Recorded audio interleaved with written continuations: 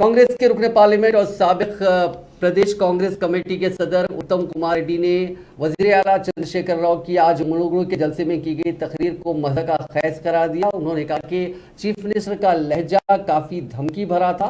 Chief minister ने अपनी तकरीर में कहा कि 3 तारीख तक तो सबकी बात चलेगी, लेकिन 4 तारीख से दोबारा सब कुछ उनके ख्वाबों में आ जाएगा। उन्होंने कहा कि वजीर आला का ये लहजा कांग्रेस के कारकुनों और दीगर अपोजिशन पार्टी के कारकुनों की तरफ इशारा था कि 4 तारीख के बाद उनसे इंतकाम लिया जाएगा।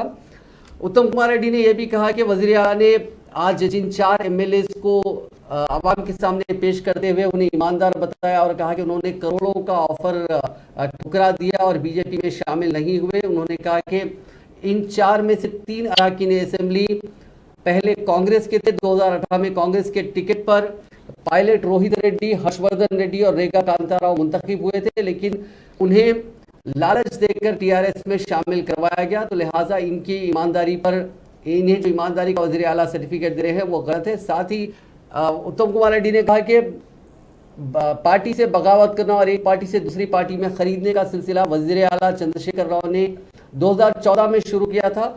अपने पहले टर्म में 2014 से 2018 के दौरान चंद्रशेखर राव ने 47 एमएलएस, एमपीज और एमएलसीज को टीआरएस में शामिल करवाया था।